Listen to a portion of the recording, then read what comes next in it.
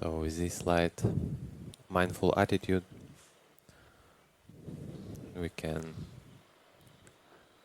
discuss a little bit more, especially about feelings, about, in Pali, the word Vedana, the felt experience. So it's come to basic distinction, what we discussed some time ago, pleasant, unpleasant, or neutral. And today we discuss a little bit how else we can divide this experience of feelings and why it's recommended or why it's encouraged to understand what source was for this or that feeling, and also in a way classify feelings. So the most maybe direct practical instruction, of course, we can find in Satipaṭṭhāna Sutta, in a section about feelings.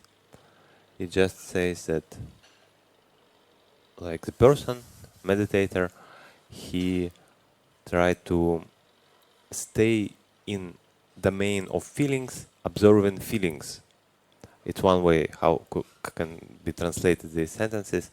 Another way how can be translated it's he see feelings as feelings. So he not kind of misunderstands it, or it's just something else. It's, I don't know, it's me or my or something. He just sees it, it just felt experience. It just arises and pass away.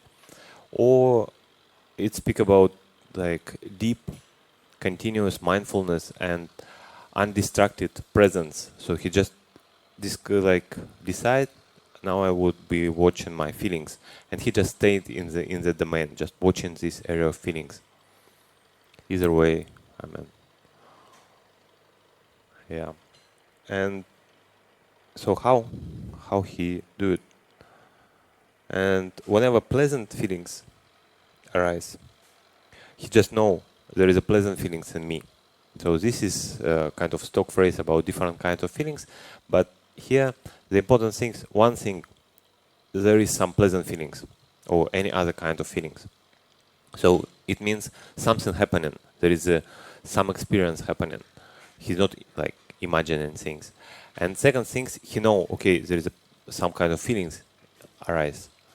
So one thing, something happening, another thing, recognition of this. So just kind of understanding, okay, this is happening. And then sort of like introduced us the two, because last time we discussed it can be pleasant feelings, unpleasant feelings, and neutral feelings, kind of three basic distinction. And like this sort of introduced these two terms, they call it sāmisa or nirāmisa, or in English would be like material or worldly or non-material, like spiritual, or more literal translation would be like fleshy. You know, something, I think even in English, some expression you can say something worldly, we can call it fleshy, like something like raw experience.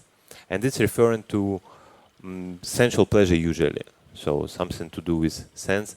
It can also include the mind, but it's more like something to do with daily normal life. Nothing to do with spiritual progress, nothing to do with like, yeah, development. And with pleasant, unpleasant, or neutral, like related to sensual pleasure, it's basic things we all know, like whatever, maybe from taste food or hear the sound. For example, the sound we hear every day now, maybe not so pleasant sometimes. So again, this can be kind of worldly, pleasant, unpleasant. Neutral, it's more kind of subtle. And interestingly, that with bodily, like whatever I observe, and I discuss with many other people, always people say that, okay, at the beginning maybe it seems there is a neutral feelings in like related to the body, but then with more close attention, actually it's not a neutral. It's a little bit pleasant or a little bit unpleasant. So it's always not zero. It's always like up and down with proper mindfulness. But when it's come from different sense, because we know feelings may come from any sense. Bodily, it's only one thing. From seeing, I see something, I can feel something, or I hear something, same way. So this is, I would say, more subtle, because sometimes you see something and you just feel nothing, but you know that you feel nothing. You know, this is a neutral experience when there is something, but you cannot say it's pleasant or unpleasant, even with a like sharp enough mindfulness. And usually, it's much more easy to recognize it with different sense rather than body, maybe mind as well. So yeah, but that's what we discuss with sāmisa, like related to worldly or fleshy or like non-spiritual. But when we speak about spiritual, it's also divided to pleasant spiritual, unpleasant spiritual, and neutral spiritual. And I think this also, like if we speak about spiritual progress, what can be pleasant feelings related to spiritual?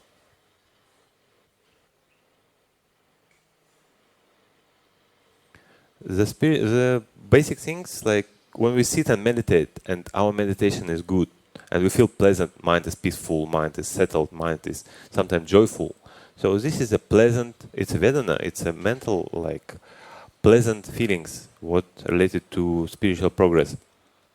Unpleasant feelings, it's more like, at least in suttas they mention that if I sit, for example, and maybe my meditation doesn't go really well, and I see, maybe I open my eyes and I see another person who really look like he meditates well and, you know, he make a progress, and I feel like, you know, I would also like. So it's not exactly jealousy, but it's kind of, I would say, spiritual inspiration. You know that your direction goes somewhere, and you know that there, when you reach that place, it would be a really good state of mind. It would be peaceful and comfortable and so on, but you're not yet there. So, and you feel this kind of longing or inclination, and it's a little bit unpleasant. It's not that I'm already there, yeah? Like it's still, I have to do work to reach there. So it's this kind of unpleasant spiritual feelings. Or even in long term, you know someone who really advanced in terms of maybe his stream enter or even arahant, and you appreciate this quality in general, not only meditation but in general, like lifestyle, and you kind of incline your mind, oh, I would like to have similar quality, but I don't have yet there. So these kind of things. So it's very kind of subtle line, because if I would feel the similar things in worldly domain, if I, for example, see this car and I say, oh, you know, it would be good if, you know, they offer for me this car, yeah? This kind of thing. So this, I mean, similar pattern, yeah? Once I see for some spiritual achievement and I feel kind of longing for this. Another thing, I seek for for physical things or material. But you may see, whenever you like observe your state of mind, when you have this like longing or craving or like desire for something material, you feel your mind more like become a little bit rough, you know, become not subtle, become a little bit, yeah, it's both of them unpleasant. But these kind of things, it's more heavy in a way. Like, I don't know, difficult to clarify, but this, just by pure observation, you may see that some things, when you, for example, feel that, okay, I would like to have peace of mind, and yet I don't have yet it there, but I would like, and your inclination to that direction already make your mind a little bit there. So you kind of, okay, you, at least you inspire by something good, and you feel after this, you feel okay, like I need to do something, I'm kind of good guy, yeah, I need to do the job. But when I like incline my mind towards something material, yeah, like I can get some satisfaction because I can get something maybe, but this satisfaction doesn't really last long. Like all this kind of physical, like material things. Yeah. So, and if we speak about neutral, like spiritual things, it's a pure equanimity. So the proper balance of mind, this kind of, yeah, like settlement, maybe we would say. So again, like how to classify felt experience, it can be in many various way. In some other suttas we can division for 5 different kinds of feelings. In some other suttas it's 18, and then 36, 108. So there are different kind of ways how you can divide felt experience. Okay, this is worldly, come from seeing experience. This is spiritual, come from mind, and so on. So it can be divided in many ways.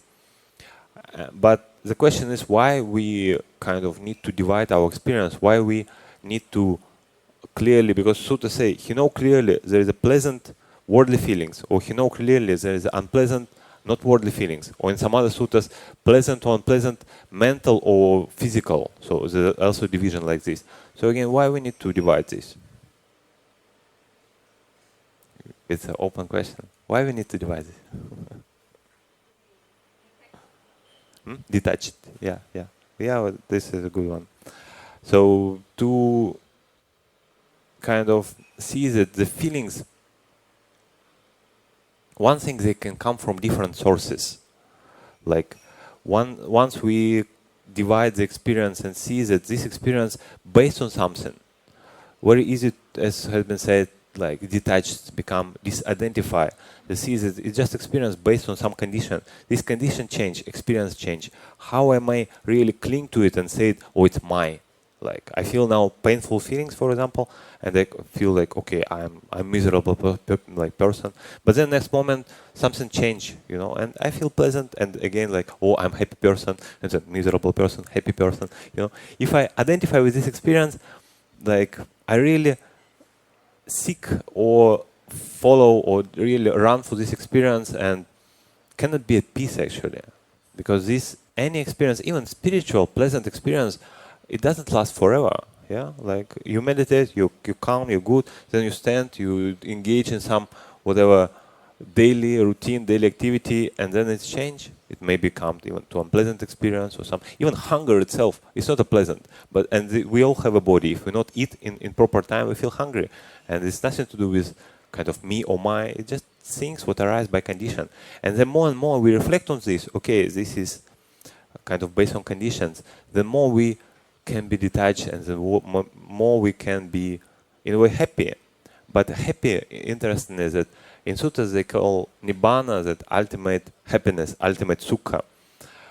And we kind of know that Nibbāna has nothing to do with pleasure. Yeah, it's not that, but it's just absence of dukkha, absence of pain, absence of any, even like unpleasant or pleasant or neutral kind of any experience.